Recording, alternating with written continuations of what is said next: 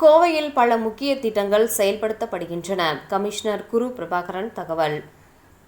கோவையை அடையாளம் காட்டும் வகையில் 300 கோடியில் அமைக்கப்படும் செம்மொழி பூங்கா, நூலகம், கிரிக்கெட், ஹாக்கி மைதானங்கள் உள்ளிட்ட பல திட்டங்கள் அமல்படுத்தப்படுகின்றன.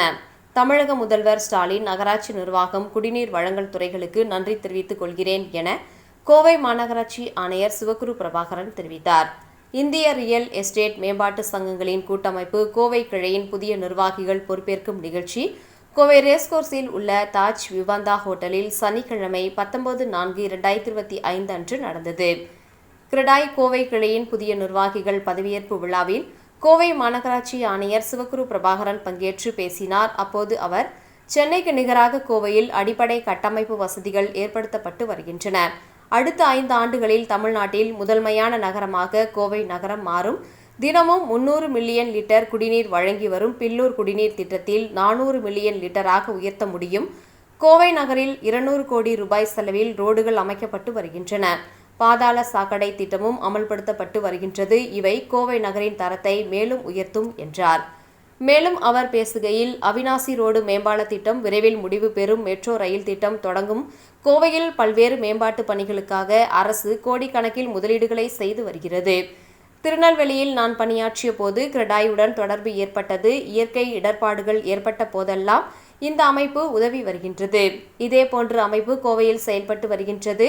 தனியார் பொதுப்பணித்துறை பங்களிப்புக்கு முன் உதாரணமாக திகழ்ந்து வருகிறது என்றார். புதிதாக பொறுப்பேற்ற கிரடாய் கோவை கிளையின் தலைவர் அரவிந்த்குமார் பேசுகையில், கிரடாய் என்றாலே நம்பகமானது, மதிப்புமிக்கது, நிலையானது. ஏற்கனவே நிர்வகித்து வந்த அணியினர் சிறப்பாக பணியாற்றியுள்ளனர். புதிய நிர்வாகிகளுக்கு அதை பின்தொடர்ந்து சிறப்பாக பணியாற்றுவர் என்றார். கிரடாய் அமைப்பின் அடுத்த திட்டங்கள் குறித்து பேசுகையில், கிரடாய் கோவையின் நலனுக்காக பேர்ப்ரோ கண்காட்சியை அனைவரும் எதிர்பார்க்கும் வகையில் ஒவ்வொரு ஆண்டும் நடத்தி வருகின்றது. ஆண்டுக்கு ஒரு முறை கனெக்ட் என்ற புதுமையான கட்டுமான பொருட்களை அறிமுகம் செய்து வருகின்றது. இவை தவிர நிறுவனங்களுக்கு இடையிலான விளையாட்டுப் போட்டிகள், வணிக சந்திப்புகள், சுற்றுலாக்களையும் நடத்தி வருகின்றது. கோவை மாஸ்டர் பிளான் திட்டத்திற்கு சரியான தீர்வுகளை வழங்கவும், கோவை நகர மேம்பாட்டுக்கு ஏற்பட்டு வரும் பிரச்சினைகளுக்கும் கட்டுமான தொழில்துறைக்கும் உள்ள சவால்களையும் எதிர்கொண்டு செயல்பட்டு வருகின்றது. முன்னாள் தலைவர் குகன் இளங்கோ பேசுகையில், இந்த 4 ஆண்டுகளில் பொறுப்பில் இருந்தபோது நிறைய கற்றுக்கொள்ளும் வாய்ப்புகள் கிடைத்தன. கோவையின் விரிவாக்கத்துக்கு தேவையான அடிப்படை கட்டமைப்பு வசதிகளையும், விமான நிலைய விரிவாக்கம் உள்ளிட்ட பிற வசதிகளையும் அரசு ஏற்படுத்தி தர வேண்டும். இது குறித்து பல்வேறு ஆலோசனைகளையும் முக்கியத்துவத்தையும் அதிகாரிகளுக்கு கிரடாய் எடுத்து சென்றுள்ளது. மக்களின் நலனை கருத்தில் கொண்டு இந்த திட்டங்கள் அரசு செயல்படுத்த வேண்டும் என்றார். செயலாளர் சஞ்சனா விஜயகுமார் நன்றி தெரிவித்து பேசுகையில், கிரடாயுடன் மதுரை, சேலம், ஓசூர் மற்றும் திருநெல்வேலி கிளைகளும் ஒருங்கிணைந்து செயல்பட வேண்டியது அவசியம் என்றார்.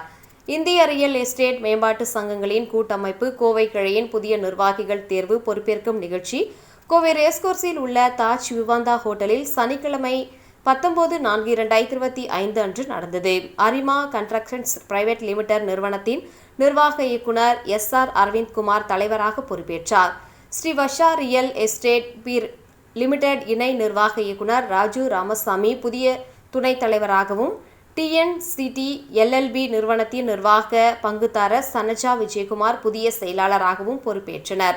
ஸ்ரீ வாரி இன்ஃப்ராஸ்ட்ரக்சர் லிமிடெட் நிர்வாக இயக்குனர் மதன் லுந்த் இணை செயலாளராகவும், அனன்யா ஷெல்டர்ஸ் லிமிடெட் நிறுவனத்தின் செயல் இயக்குனர் கார்த்திக்குமார் புதிய பொருளாளராகவும் பொறுப்பேற்றனர்.